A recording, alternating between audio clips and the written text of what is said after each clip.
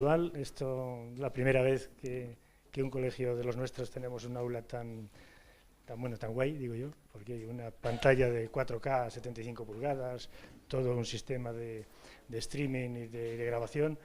Pues nos lo hemos ganado y para vosotros es, desde luego.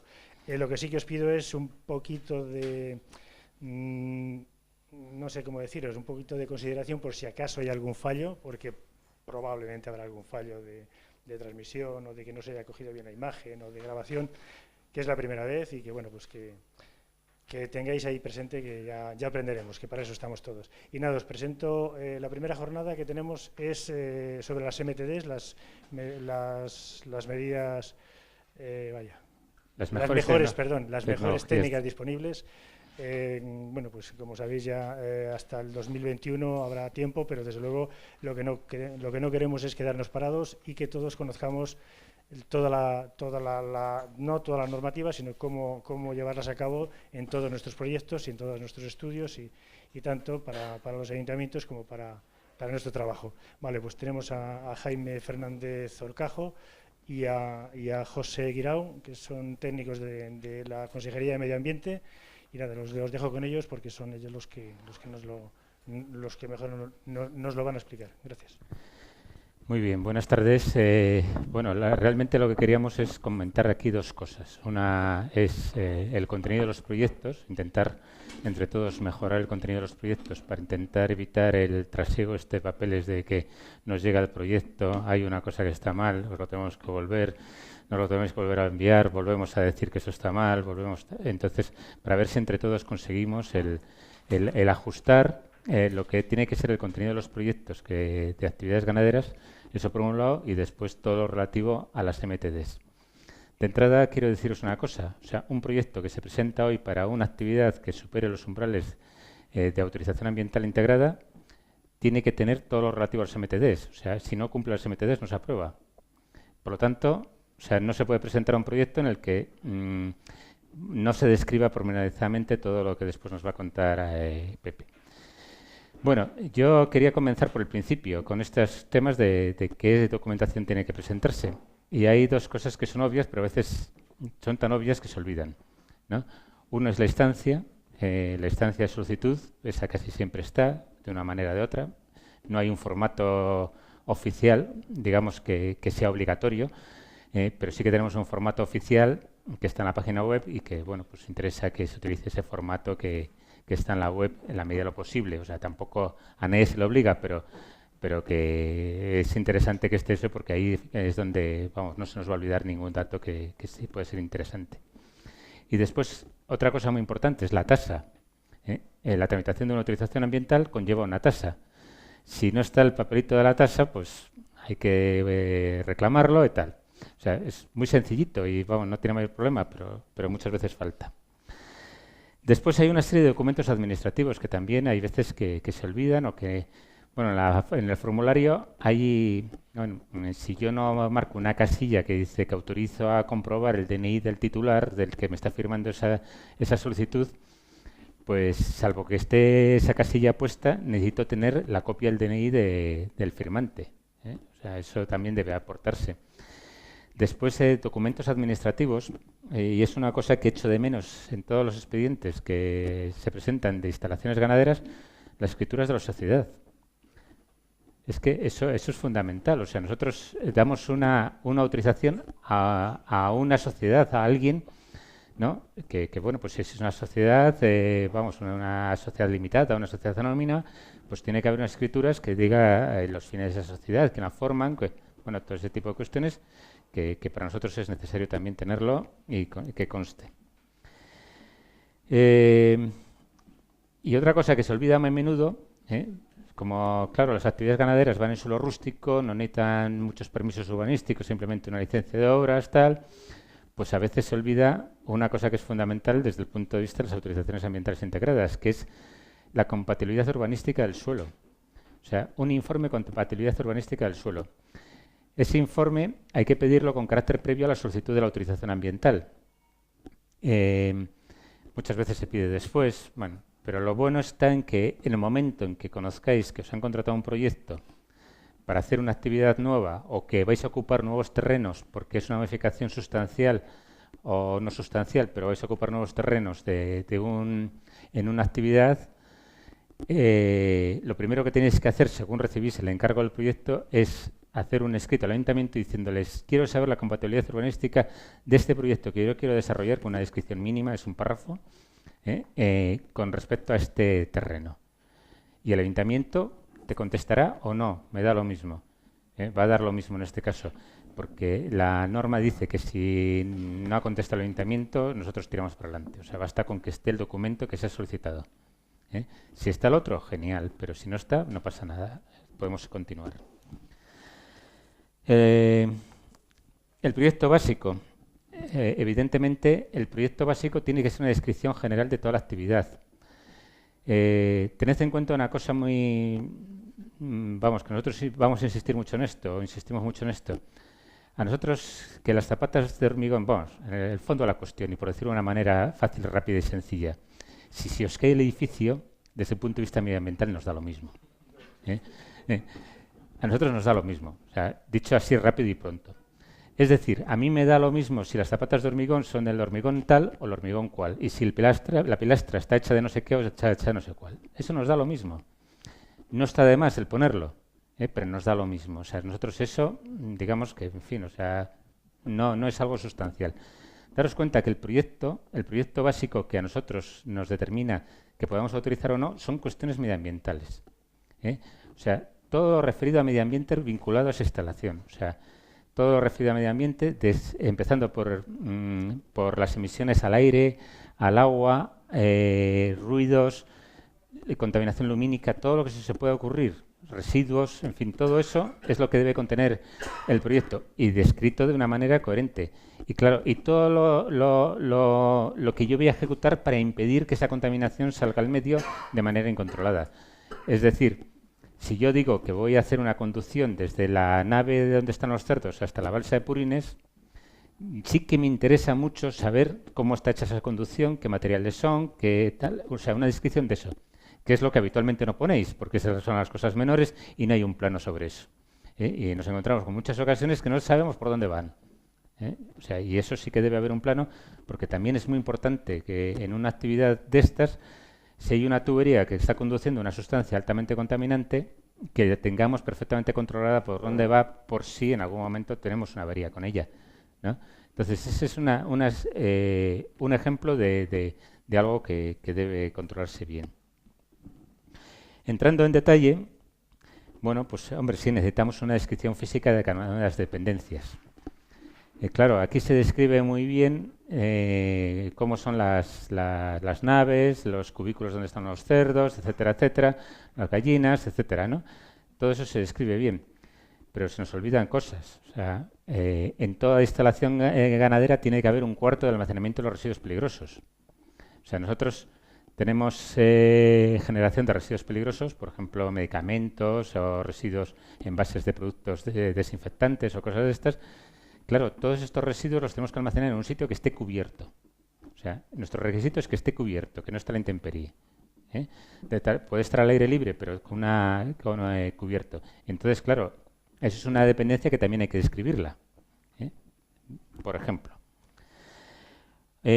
Otra cosa que debe decirse con mucha claridad y que es un dato que a nosotros pues es fundamental y muchas veces nos toca escudriñar 18 veces en el proyecto dándole 5 vueltas a todos los números y documentos que presentáis, ¿cuál es la capacidad máxima?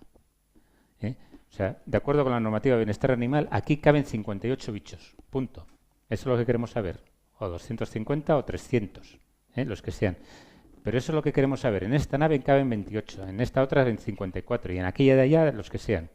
Pero necesitamos saber la capacidad exacta de cada una de las naves. Y todo ello justificado en la normativa de bienestar animal. O sea, si la normativa de bienestar animal dice que tienen que ser tantos bichos por metro cuadrado, pues se hacen los cálculos y lo que salga. Pero vamos, al final que... Bueno, en alimentación, habitualmente, con respecto a la alimentación, se describen... Pues no sé si hay algo relativo a los piensos, tal, pero muy poca cosa. No, vamos a ver. De acuerdo con las MTDs, los piensos ahora hay que describirlos bien. se tiene que saber de qué se alimentan los animales, o sea, con una descripción clara. Puede ser que no sepamos exactamente la composición, pero al menos como mínimo decir que van a ser piensos que están formulados específicamente para intentar reducir las emisiones a la atmósfera, limitar el consumo de proteínas, etcétera, etcétera. Todo este tipo de cuestiones que son las que dicen las MTDs, como mínimo eso. Pero es que en muchas ocasiones se dice solamente hay una tal. Y después otra cosa muy importante. En casi todas las instalaciones ganaderas tenéis el silo de pienso. El silo de pienso es un foco contaminante de la atmósfera. Acordaros de ello. Es un foco contaminante de la atmósfera que probablemente no sea no sistemático. Vamos, es no sistemático en casi en el 100% de las ocasiones. Pero hay que describirlo, hay que decir, tengo unos silos, ¿dónde están esos silos? ¿Qué es lo que van a contener? ¿Qué capacidad tienen? ¿Cómo es la abertura que tienen el respiradero de salida de los gases que tienen? ¿No? O sea, el describir un poco esas cosas. O sea, que son cosas que a nosotros, desde el punto de vista ambiental, importan.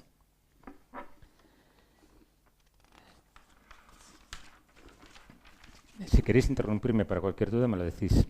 Después, los equipamientos de las naves. Claro, los equipamientos de las naves es cómo son los bebederos de los animales, cómo se van a evacuar las heces de los animales, cómo se evacúan, o sea, describir claramente cómo se evacúan. Son regillados de inferior, después caen por gravedad, o cómo caen, o las arrastramos con un sistema de presión. ¿Cómo se hace eso? En algunos casos, aunque no es muy habitual por aquí, puede haber sistemas de calefacción. Si los hubiera, hay que describirlos también. ¿Qué combustible? ¿Cómo se almacena el combustible? ¿Cómo se distribuye la calefacción? Y el foco de emisión de esa calefacción pues también sería un foco a inventariar, un foco...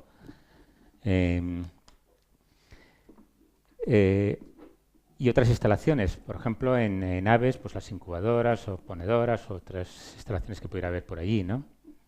Y después también, pues tomas de agua que hay en las naves, o sea, porque una cosa importante es el sistema de limpieza de las naves, ¿cómo la vamos a hacer? Entonces, no se dice, pero en muchos proyectos, pero hombre, en cada una de las naves habrá una toma de agua para poder enganchar allí una manguera y tal, y poder realizar un baldeo allí en condiciones y limpiar aquella nave, ¿no?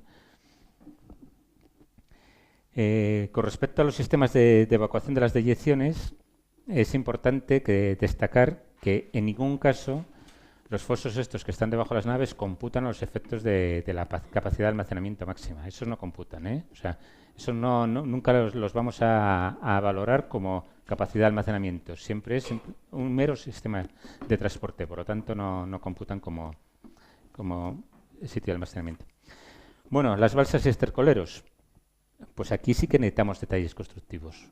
O sea, queremos saber qué láminas de impermeabilización se ponen, cómo se va a construir todo eso. O sea, sí que ahí la memoria de cómo se va a construir todo eso, si se va a compactar el terreno, si se va a excavar, en fin, cómo se va a impedir el que la lámina quede por ahí suelta, en fin, si se va a tener un vallado perimetral, si va a tener sistemas de seguridad para que si alguien se cae y tal.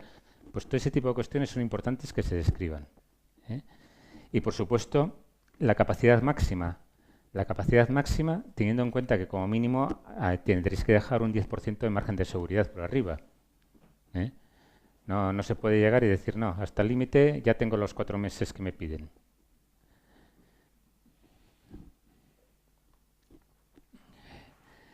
Bueno, después el sistema de recogida de pluviales. Las pluviales, ¿dónde van a parar? ¿Qué se va a hacer con ellas? Las MTDs dicen algo acerca de las pluviales, o sea que algo tendréis que decir en los proyectos acerca de las pluviales.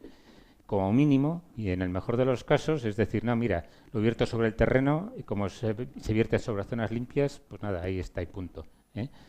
Pero como mínimo decirlo, o sea, porque muchas veces no sabes dónde van a ir a parar, o sea, y no sabes si se están mezclando, lo cual sería una barbaridad con los purines, ¿no?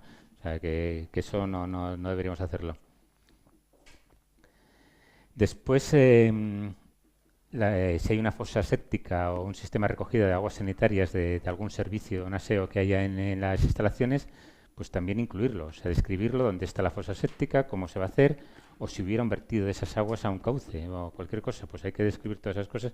Si hubiera un vertido sería bastante más complicado, no creo que lo hagáis nunca, porque es una aliada bastante importante, o a un colector municipal. Si fuera un colector municipal, que eso sí que se podría hacer, si por casualidad pasara por ahí cerca de la granja un colector municipal, que cada vez es más probable, porque como se hacen depuradoras que son para varios pueblos, a veces es posible encontrarnos un colector próximo, ¿no? Si lo metiéramos en el colector necesitamos un permiso de ayuntamiento para ello, o sea que bueno, pues que lo sepáis eso. Y después planos de situación, los planos de situación que no engañen, que sean reales,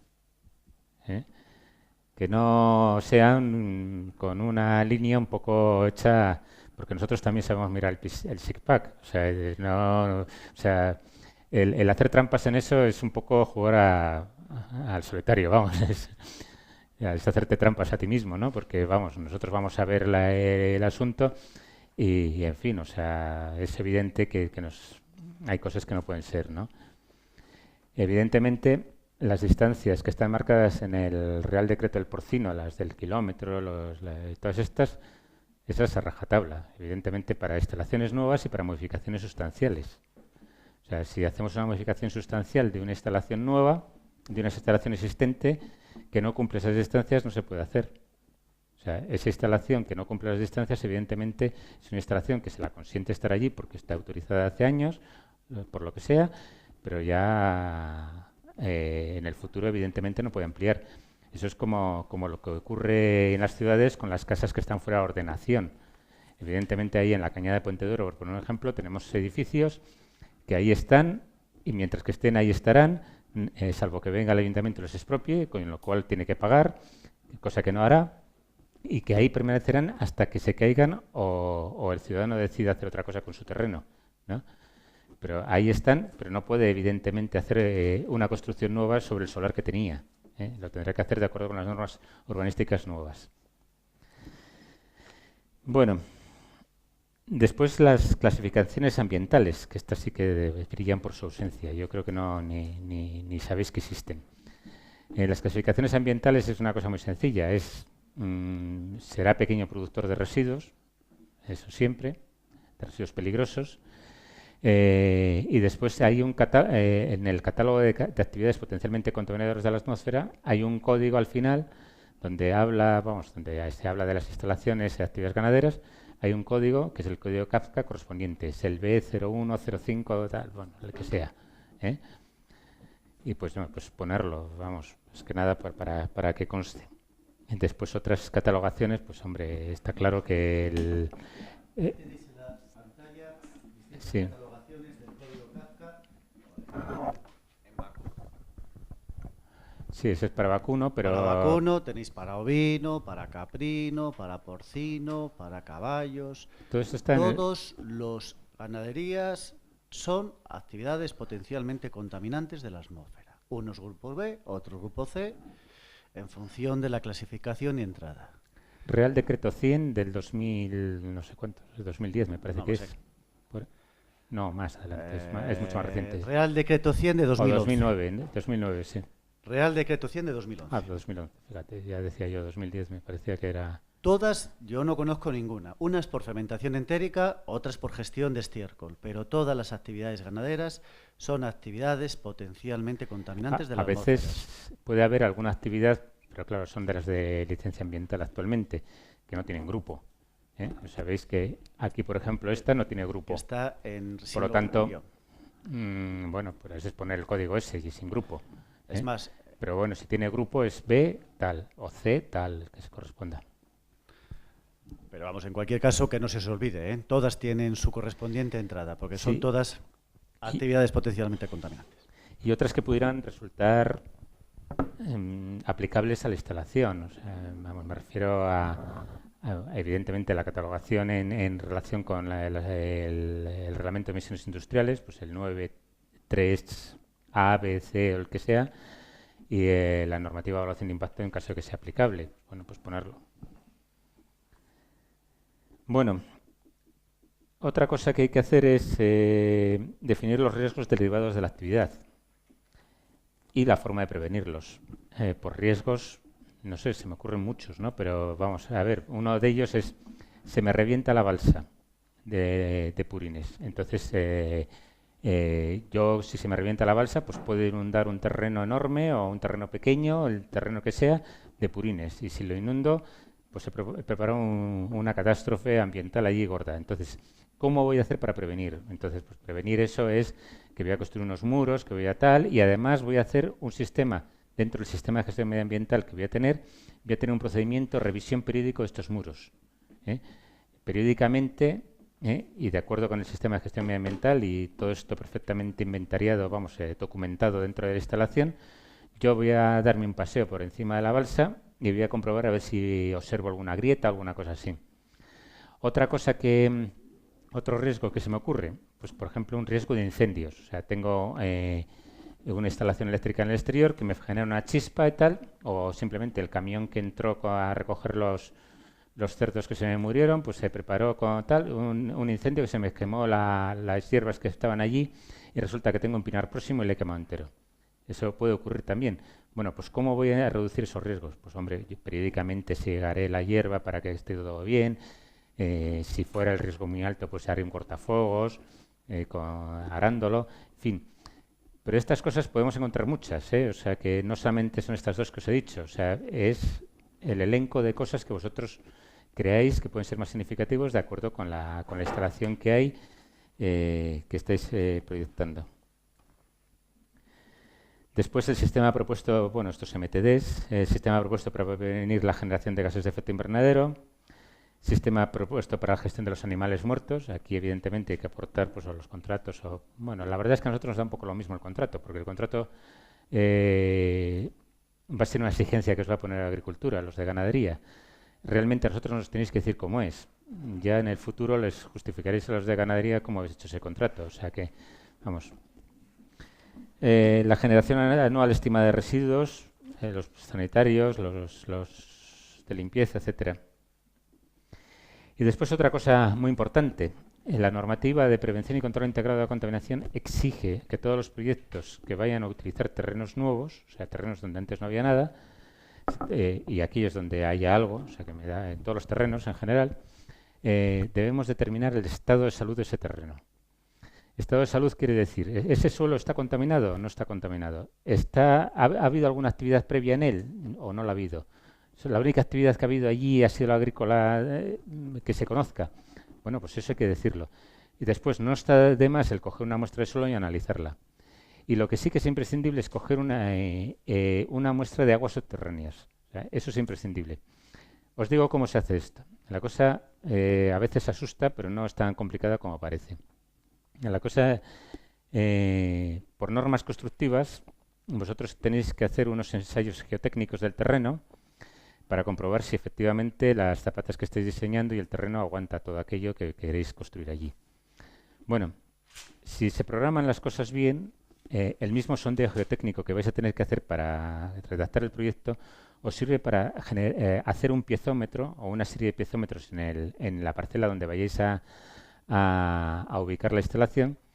Si ese sondeo que habéis hecho para sacar la muestra geotécnica le entubáis con una tubería perforada y le dejáis preparado como piezómetro para futuro. Dejarlo preparado para piezómetro no es nada más que esa tubería perforada que habéis metido en el terreno, cogerla con un pegote de hormigón, un mazacote de hormigón, un cuadrado de hormigón y ponerlo en una tapadera.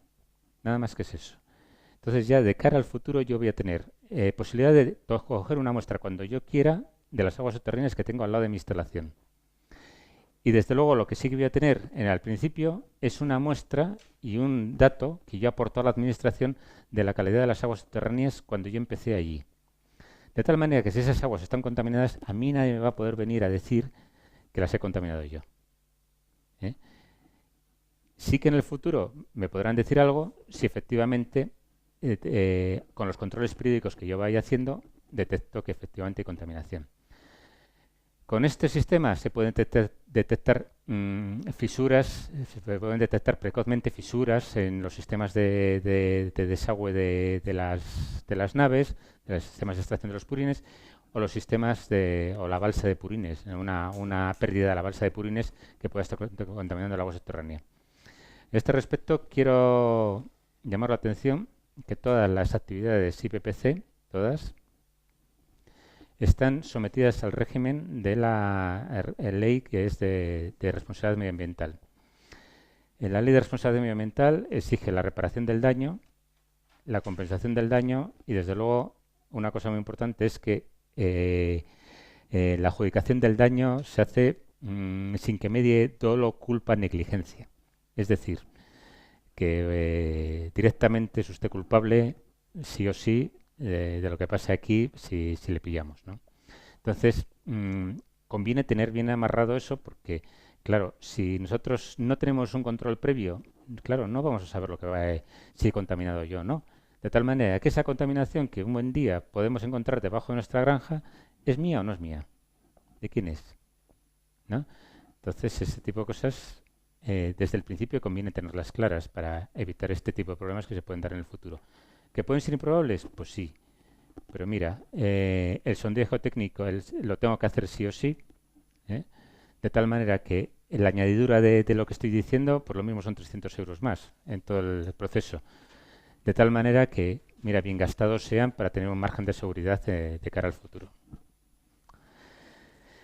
Bueno, medidas previstas para evitar la contaminación de las aguas y los suelos. Y una cosa que me olvidé de decir antes es que en toda instalación ganadera el suministro de agua tiene que estar contabilizado, de tal manera que tenéis que decir siempre, en todos vuestros proyectos hay que añadir una frase que diga: la instalación dispondrá de un contador de agua que se revisará constantemente, del cual se tomarán nota, lecturas mensualmente o anualmente, como dispongáis, porque eso no nos da lo mismo, ¿no? Pero que tiene que tener un contador, está claro. Bueno, consumo de materiales, consumo de agua y consumo de energía. Todas las cosas que entran en la instalación tienen que estar inventariadas y además determinadas en cantidad. O sea, es decir, pero todo me refiero hasta el último desinfectante que se vaya a utilizar, los medicamentos que se van a utilizar. No hay que describir las marcas, evidentemente no nos interesan marcas, pero sí saber cantidad anual de medicamentos que se estima que se van a utilizar. Y esto es bueno que no os quedéis cortos nunca, porque muchas veces este tipo de cuestiones pues pueden dar lugar a que haya una modificación de la autorización ambiental, porque resulta que este año yo puse muy pocos residuos que se iban a generar y resulta que he generado pues bastantes toneladas más o una tonelada más y me toca modificar la autorización ambiental, lo cual es un rollo y no merece la pena. Entonces, interesa ir por lo alto. Después las ventilaciones, las fuentes generadoras, los focos de emisión. Los focos de emisión, además de los que os he dicho, que serían los hilos y las calefacciones en caso de las hubieras, son todas las salidas de gases de la nave. Todas las salidas de gases. Si están canalizadas hacia un solo punto, mejor. Pero bueno, si no pueden estar canalizadas y son naves abiertas, pues da lo mismo, no pasa nada. Pero es un foco emisor difuso, todo lo que son los respiradores que tiene la nave. La balsa de purines es otro foco emisor. Por lo tanto, también hay que catalogarlo como tal. O sea, y después, en el caso de que hubiera sistemas de incineración de cadáveres de animales, que en alguna ocasión se hacen con hornos de biomasa, alguna cosa así, pues también hay que incluirlo. Y ese catalogarlo también. Bueno, y una cosa que también brilla habitualmente por su ausencia, que es el proyecto acústico. El proyecto acústico, ya sabemos que las actividades estas están siempre aisladas, que no hay nadie alrededor, que en fin, o sea que la posibilidad de afectar a alguien acústicamente pues es bastante remota.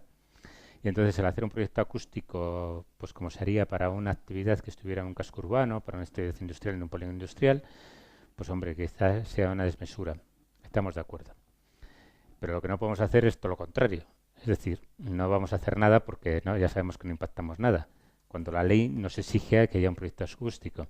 Entonces busquemos un punto medio, ni lo uno ni lo otro. O sea, un punto medio en el que hagamos alguna pequeña valoración acústica de cuánto vamos a emitir, de qué medios se estoy poniendo para tal, de la distancia a la que podría estar el primer receptor que escuchará el ruido de nuestra actividad en caso de que lo hubiera, en fin, alguna cosilla. O sea, tiene que haber algo. No puede decir eso, no pongo nada porque como no afecta a nadie, no pongo nada, ¿no?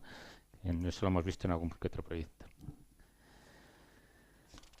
las emisiones que estas se sacan con la tabla que ahora os va a comentar Pepe.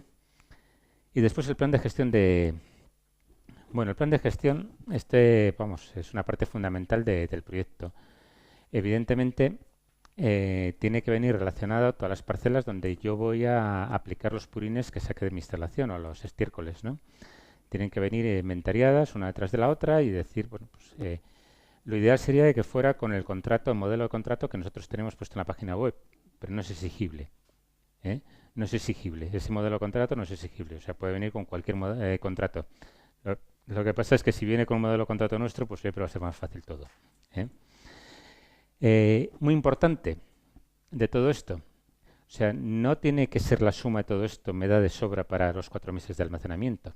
Eso no nos vale. Eso no es así.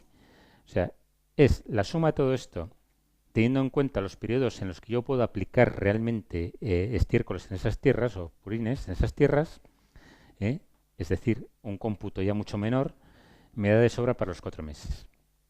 ¿Me habéis entendido lo que quiero decir? O sea, hay momentos en los que yo no puedo aplicar purines en ninguna tierra, que lo mismo son 4 meses o lo mismo, en función de los terrenos que yo tenga, es bastante más tiempo. Pueden ser 6 meses, pueden ser 7 meses, e incluso en algún caso lo mismo solamente podemos abonar 3 meses al año. Por lo tanto, yo tengo que tener una capacidad de almacenamiento para esos 9 meses del año que no puedo abonar.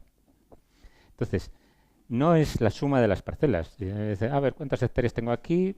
Tantas hectáreas, tantos purines, ¡hala! Ya está, ya tengo bastante. No, eso no nos vale. O sea, yo quiero saber los cultivos que va a haber allí y en qué periodo de tiempo se puede abonar en esa tierra. Entonces, si me dices, no, en esta tierra podemos abonar de septiembre a octubre, porque en octubre ya cultiva el señor. Bueno, pues vamos a ver si en todas las tierras que tengo me ocurre lo mismo, porque entonces necesito una balsa para 10 meses. Está claro el asunto, ¿verdad? Entonces, la capacidad de la balsa no es la legal, es la que yo determine en función del sistema de gestión que voy a hacer. O sea, la legal evidentemente es el mínimo imprescindible, pero de ahí para arriba. O sea, claro, no vale llegar y decir con el proyecto, ya como yo ya he puesto la capacidad legal, que son los 3 o 4 meses en función de que esté en zona vulnerable o no, ya está solucionado. No. Lo que me da la pauta es la cantidad de tierras que tengo y los periodos de tiempo que yo voy a poder esparcir los purines en esas tierras. Todo esto, bueno, basado en el Código de Buenas Prácticas Agrarias y adaptado a las necesidades de los cultivos. Y lo ideal sería presentar un plan de gestión mensual. Ese sería el colmo. O sea, ya si nos presentarais eso, ya seríamos felices, ¿eh? Ya seríamos felices. Un plan de gestión mensual. Es decir, yo cada mes puedo echar en esta tierra, en esta tierra y en esta tierra. El mes que viene en esta otra.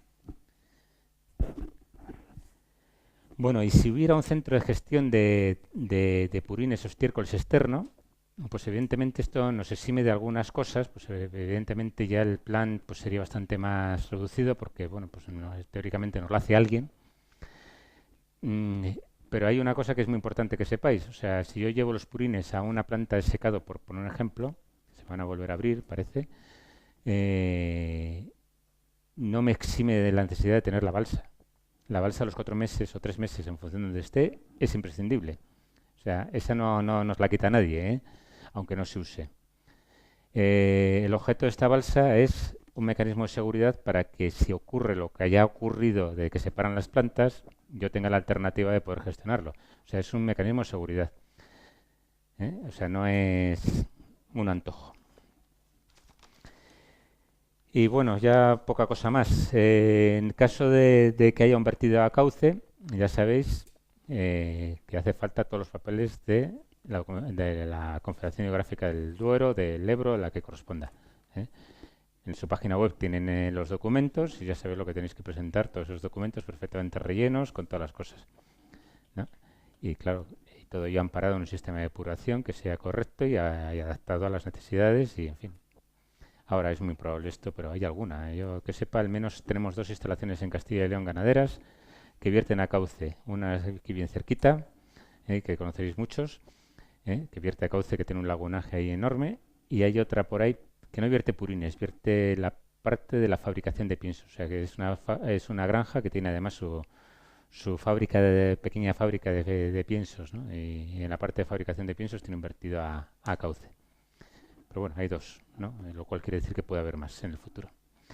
Y nada más. La parte de MTD se lo dejo a Pepe y cualquier duda que tengáis, encantado de solucionarla. Sí. Lo tramitamos en la consejería. 5.000 cerdos de engorde y 2.000... No, ¿cuántas madres era? 2.500 madres, me parece que son. Sí, 2.500 madres. Sí, sí. Sí, pero... Sí, ahora también te digo, estoy tratando de que esto dejemos de hacerlo, ¿eh? Porque no nos gusta nada cómo está funcionando, pero bueno. Son 2.500 madres y 5.000 cerdos de cebo.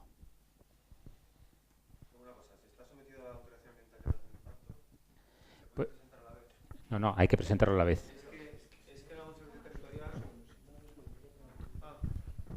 en algún servicio territorial, por ejemplo en Segovia, sí nos han hecho pedir, era una evaluación simplificada, y pedirlo antes, o sea, que te den la evaluación de impacto ambiental simplificada, No, pero y eso habrá cuando sido... se concede, te empiezan a tramitar la autorización ambiental. Ya. Sí, pero vamos a ver, eso lo puedes iniciar a la vez, pero eso es una cuestión de los trámites que lleva la evaluación ambiental simplificada. La evaluación de impacto ambiental simplificada puede concluir con que se realice la evaluación de impacto ambiental ordinaria o con un documento de no sometimiento y con lo cual se hace un informe de evaluación de impacto ambiental. Con lo cual, si resulta que de ese trámite de evaluación de impacto ambiental llegáramos a que es necesario hacer una evaluación de impacto ambiental ordinaria, si estuviéramos tramitando a la vez el expediente de autorización ambiental, tendríamos que retrotraerlo para volverlo a iniciar. Con lo cual, es lógico que te digan, espera, porque necesitamos saber si se va a someter a evaluación de impacto ambiental ordinaria o no. Vale. Pero si ya de entrada es evaluación de impacto ambiental ordinaria, todo junto, todo junto. Todo junto, que iniciamos la tramitación todo junto. ¿Algo más? Bueno, estamos aquí si queréis alguna cosa más. No nos vamos a ir, así que hasta que estéis todos bien informados.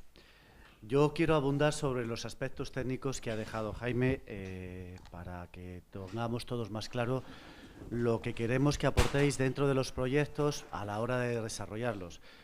La idea fundamental que ha querido deciros Jaime es que a nosotros nos interesan los datos ambientales, clasificaciones ambientales y todo lo correspondiente. Entonces yo voy a entrar sobre el mundo de las mejores tecnologías disponibles, que es donde la parte más novedosa que pueda haber, porque aparte de ser tecnologías buenas, van a reducir la contaminación.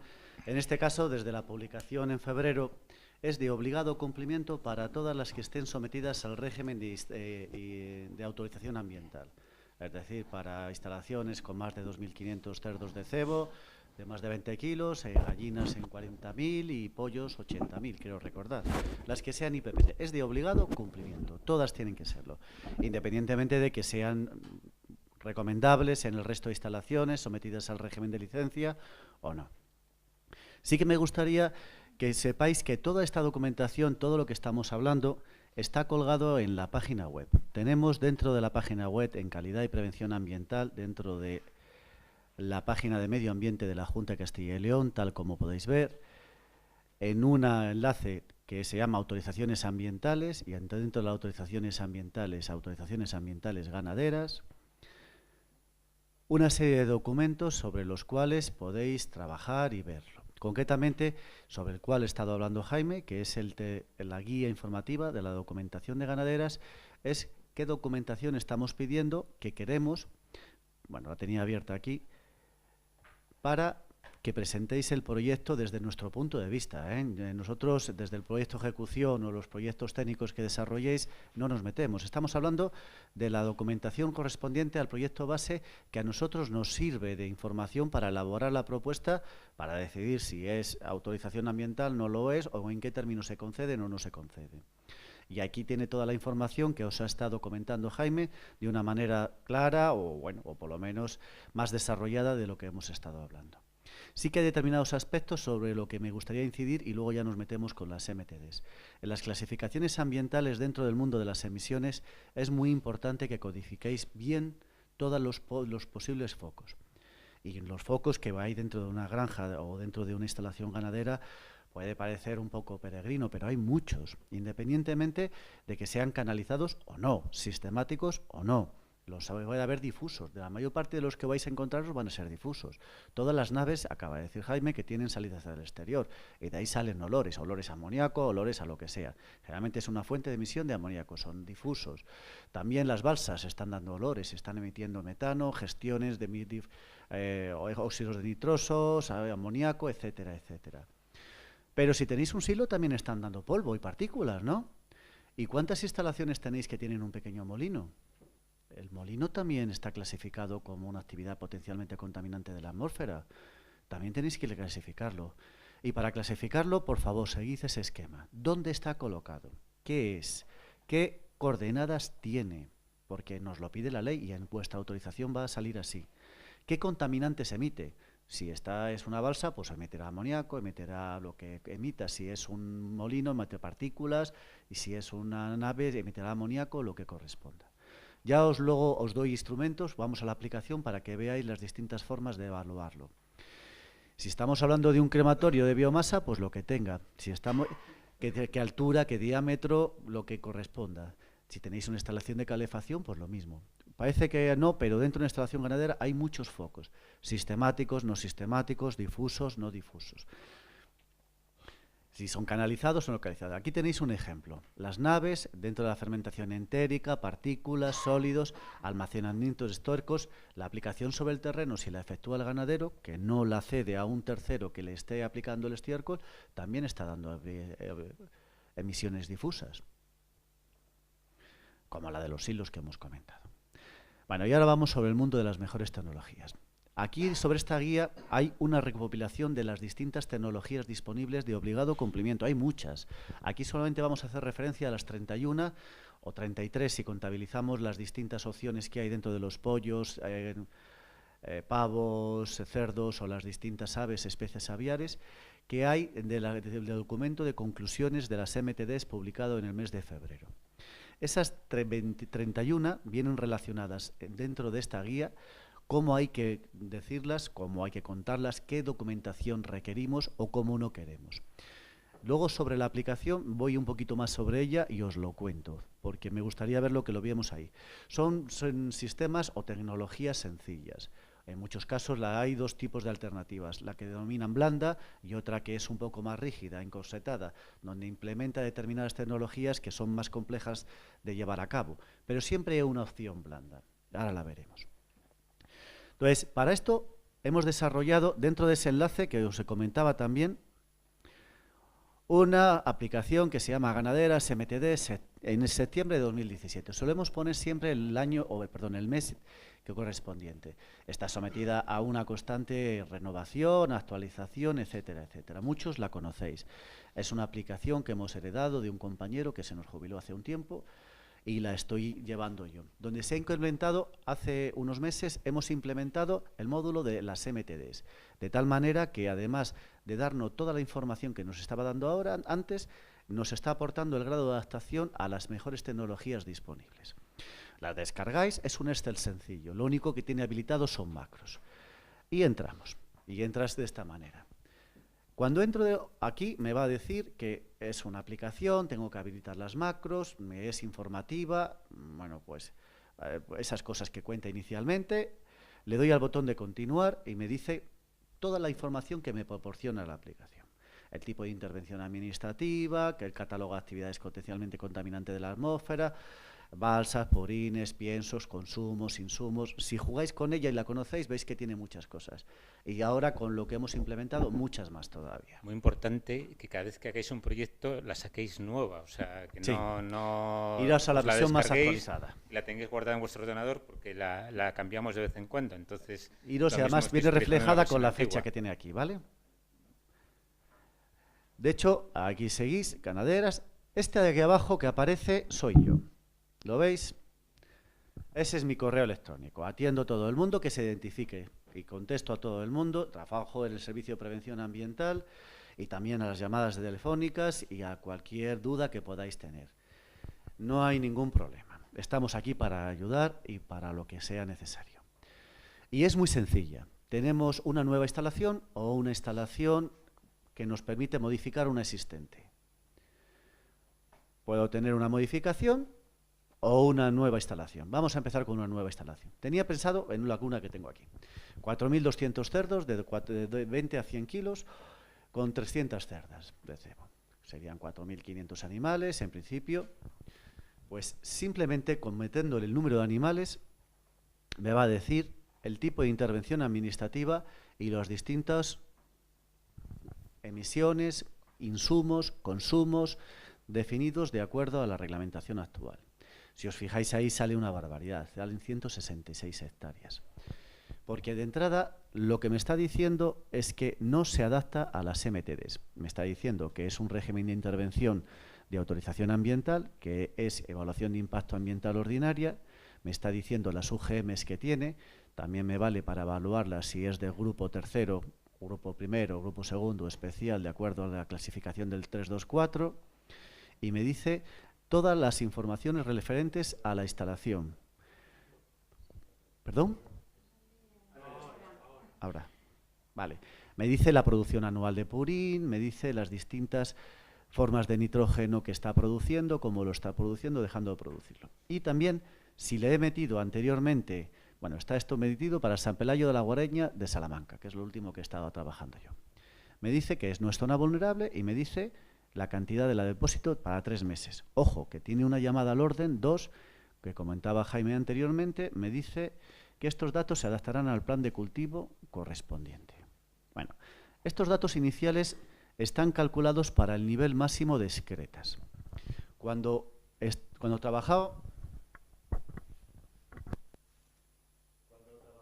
en el anterior marco, aplicábamos los niveles de UGMs y excretas que venían en el 324.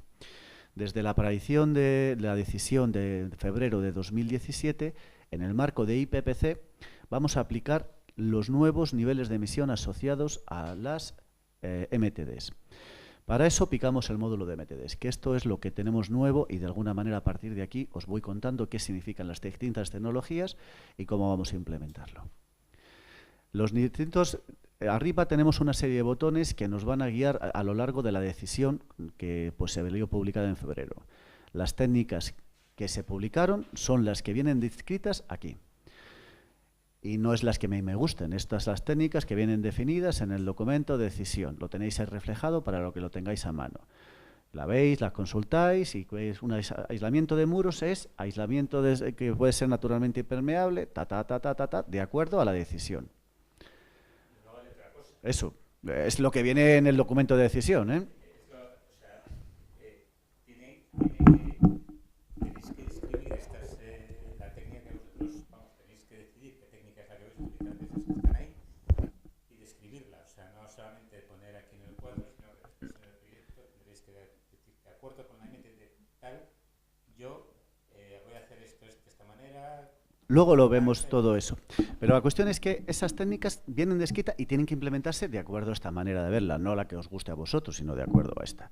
Entonces, por ejemplo, el reducir al mínimo la agitación del purín es la 4.6.1 y la 4.6.1 es técnicas para reducirlo. Reducción del mínimo de la agitación del purín es esto, ¿de acuerdo? Esta es la técnica, esta es la conclusión. Tiene un documento BREF. Ese documento BREF también lo tenéis colgado en la página que os he dicho. Y el documento de referencia es un tocho muy gordo. Lo tengo por ahí si lo queréis ver en papel.